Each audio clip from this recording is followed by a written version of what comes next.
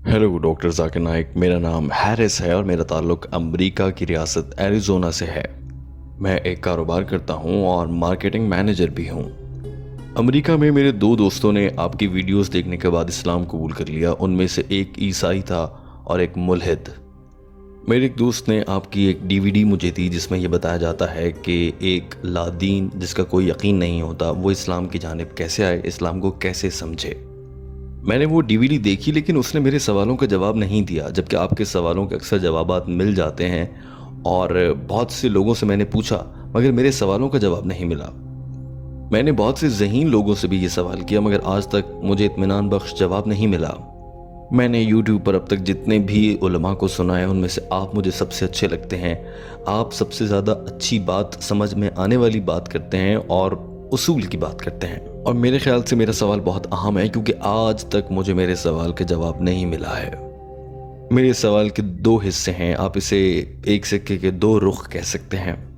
पहला सवाल ये है कि अल्लाह ताला ने ये पूरी दुनिया बनाई है। कुरान पाक बताता है कि अल्लाह ने ये दुनिया कैसे बनाई।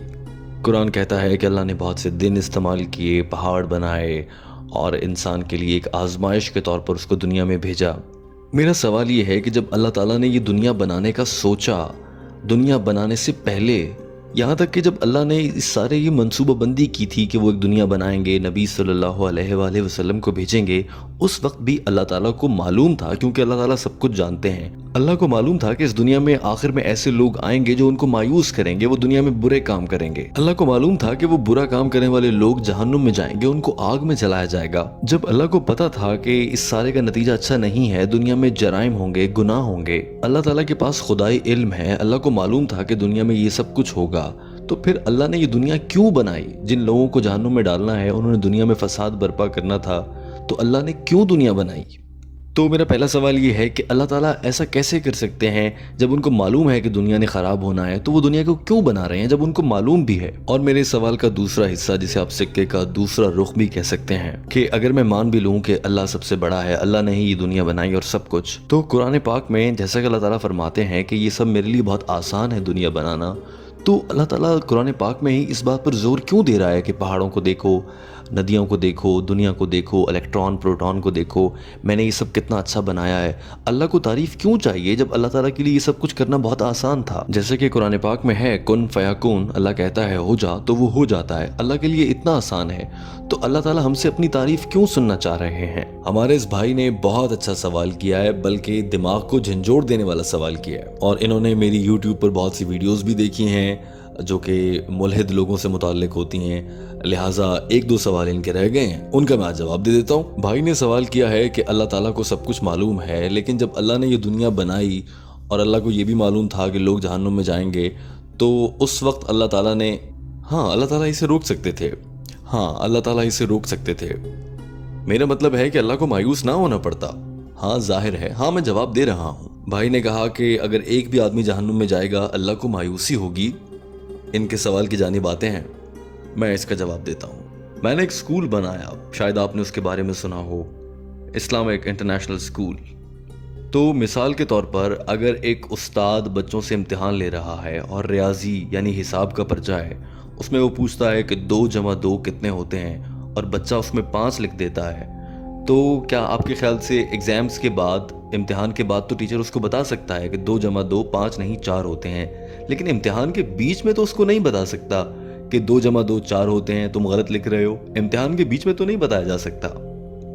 हाँ अगर टीचर के पास ये ऑप्शन होगा, नहीं नहीं नहीं, आप मेरी बात को समझे नहीं है। तो मेरा आपसे ये सवाल है कि अगर टीचर ऐसा करता है तो बाकी तालिब इल्म क्या समझेंगे? उनके साथ क्या हुआ? ना इंसाफी हुई। हाँ ना इंसाफी हुई। तो अब हमारा भाई ये कह रहा है कि अल्लाह ताला वो चीज़ें बना सकते हैं जो किसी सूरत गलतियां ना करें। तो हाँ अल्लाह ताला ने ऐसा किया है, अल्लाह ने फरिश्ते बना दिए, अल्लाह ने फरिश्ते बना दिए और वो कभी भी अल्लाह के किसी हुक्म के खिलाफ नहीं जाते। लेकिन बनी नौ इंसान को तो अल्लाह ने फरिश्तों से भी बेहतर मखलूक बनाया है। अगर आपने मेरी कैसेट सुनी हो, और अगर नहीं सुनी तो मैं आपको अभी बता देता हूँ कि फरिश्ते अल्लाह की मखलूक हैं, लेकिन सबसे बेहतर मखलूक नहीं है। अल्लाह ने इंसान बनाए और उनको आज़ाद छोड़ दिया कि वो अल्लाह के अहकामात की खिलाफ वर्जी भी कर सकते हैं और उसके हुक्म पर अमल भी कर सकते हैं। तो अगर अल्लाह ने आपको इंसान बना दिया है, तो अगर आप अल्लाह के हुक्म पर अमल कर लेते हैं तो आप जन्नत में जाएंगे, اور اگر آپ اللہ کے احکامات کی خلاف ورزی کرتے ہیں تو پھر آپ جہنم میں جائیں گے۔ لیکن فرشتوں کے ساتھ ایسا نہیں ہوگا، کیونکہ انہیں تو یہ اختیار ہی نہیں دیا گیا، انہیں وہ آزادی دی ہی نہیں گئی جو انسانوں کو دی گئی ہے۔ تو اللہ نے ایک ایسی مخلوق بنائی ہے انسان کی صورت میں جو کہ آزاد ہے کچھ بھی کرنے کو۔ خدا کی بنائی گئی تخلیق میں مسئلہ نہیں ہے، اللہ سے غلطی نہیں ہوئی ہے۔ تو جو گناہ انسان کرتا ہے وہ انسان کی اپنی غلطی ہوتی ہے، اللہ کی غلطی نہیں ہو سکتی وہ، کیونکہ انسان ایسا اپنی مرضی سے کر رہا ہوتا ہے۔ ہاں، میں یہی پوچھ رہا ہوں کہ اللہ نے اگر ہمیں انسان ہی بنایا ہے تو ہمیں غلطی کرنے کی طاقت ہی کیوں دی ہے؟ ہم سے غلطی کرنے کی طاقت لے لیتا تاکہ ہم کوئی گناہ ہی نہ کرتے۔ یہ تو اللہ کی مختلف مخلوقات ہیں، آپ کیا سمجھتے ہیں اللہ کوئی ایسی مخلوق بناتا جو اپنے دماغ سے خود سوچ ہی نہ سکتی ہو؟ انسانوں کو تو سوچنے کو دماغ دیا گیا ہے۔ میں آپ کو یہ بتا رہا ہوں کہ آپ جو غلطیوں سے پاک مخلوق ڈھونڈ رہے ہیں اس کے لیے اللہ نے فرشتے بنا دیے ہیں۔ تو میں آپ سے یہ پوچھ رہا ہوں کہ کیا اچھا ہے ایک فرشتہ اللہ کی عبادت کرے یا اس کے احکامات کو مانے جبکہ اس کے پاس گناہ کرنے کی طاقت ہی نہیں ہے، اور دوسری طرف ایک انسان جس کے پاس نیکی کرنے کی بھی طاقت ہے اور گناہ کرنے کی بھی، جب وہ انسان اللہ کی عبادت کرے یا فرشتہ کرے، ان میں سے بہتر کون ہے؟ ہاں، میرے لیے تو اگر مجھے ایک دوسرا موقع ملتا ہے زندگی کا تو میں تو فرشتہ بننا چاہوں گا۔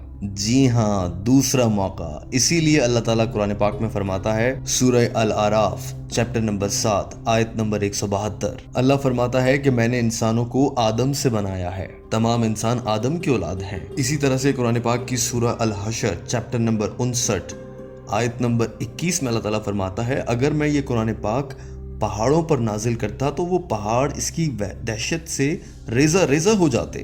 اسی طرح سے قرآن پاک میں اللہ تعالیٰ فرماتا ہے سورہ الاصحاب چیپٹر نمبر 33 آیت نمبر 72 میں کہ یہ انسان تھے جنہوں نے منتخب کیا کہ انہیں انسان بنایا جائے۔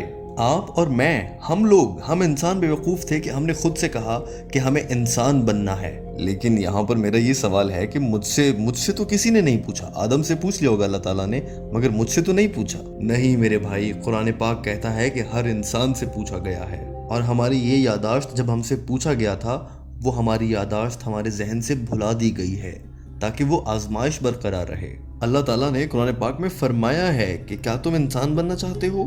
اگر انسان بنو گے تو تم ایک بڑی اور اچھی مخلوق کہلاؤ گے، اور اگر تم فرشتے بنو گے تو تم ایک چھوٹی مخلوق کہلاؤ گے۔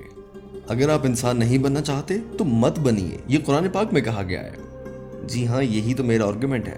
پلیز مجھے اپنی بات مکمل کرنے دیں، اب آپ نے سوال پوچھا ہے تو مجھے جواب تو دینے دیں۔ اگر آپ بیچ میں بولیں گے تو میں کیسے سمجھا پاؤں گا؟ تو میں یہ کہہ رہا تھا کہ اللہ تعالیٰ نے قرآن پاک میں فرمایا ہے کہ ہم انسان، یہ انسان بیوقوف تھے جنہوں نے کہا کہ ہمیں انسان بننا ہے۔ اب ہم انسان بنے ہیں تو ہماری آزمائش تو ہوگی، فرشتوں کی آزمائش نہیں ہوتی ہے۔ اگر آپ اپنی آزمائش میں اس دنیا میں کامیاب ہو جاتے ہیں تو آپ فرشتوں سے بھی بہتر ہوں گے، اور اگر آپ اللہ کی نافرمانی کریں گے تو آپ فرشتوں سے نچلے درجے کی مخلوق ہو جائیں گے۔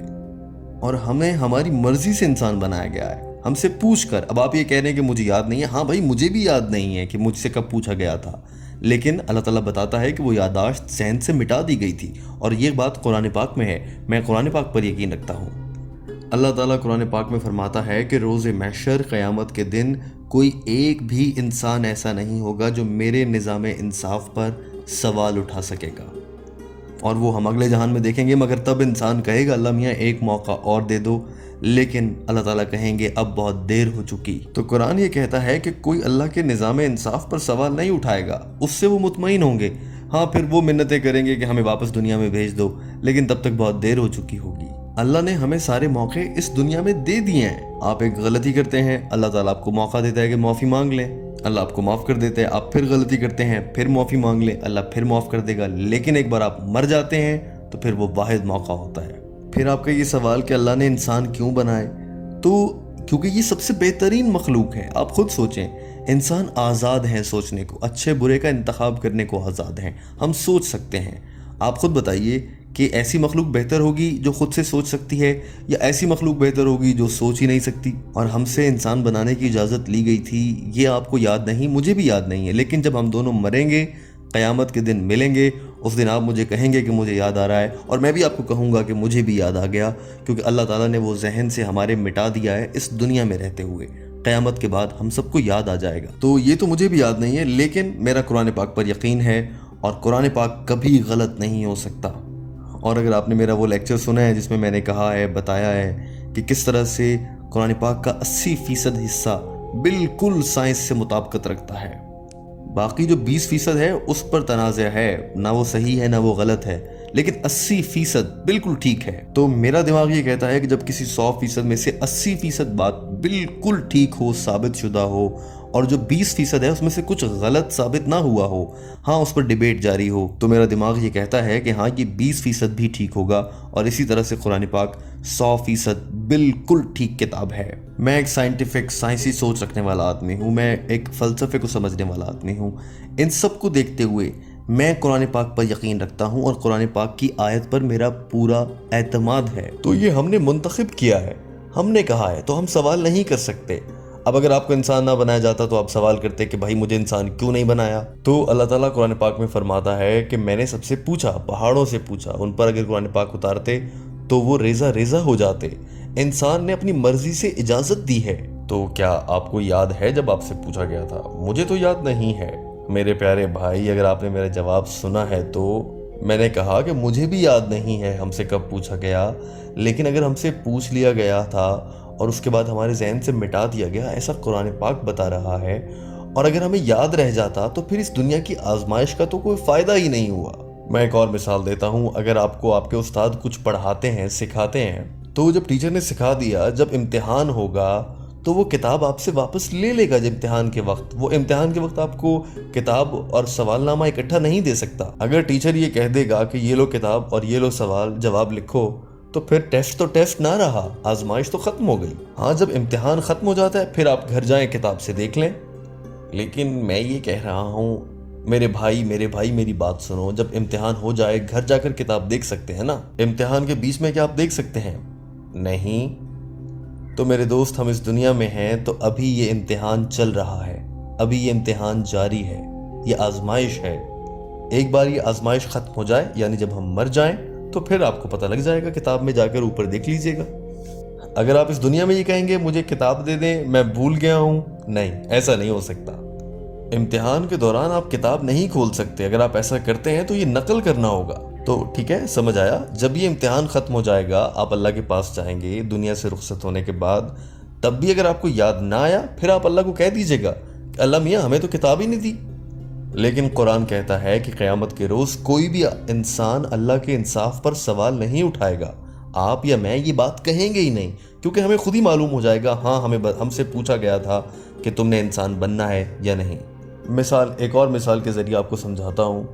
اگر کوئی بچہ میڈیکل کالج میں داخلہ لینا چاہتا ہے، اسکول میں پڑھنے والے ہزاروں بچوں میں سے سارے تو میڈیکل کالج میں داخلہ نہیں لیتے، کوئی 1 ہوتا ہے، 5% ہوتے ہیں، 1% ہوتا ہے، انہیں میڈیکل کالج میں داخلہ ملتا ہے۔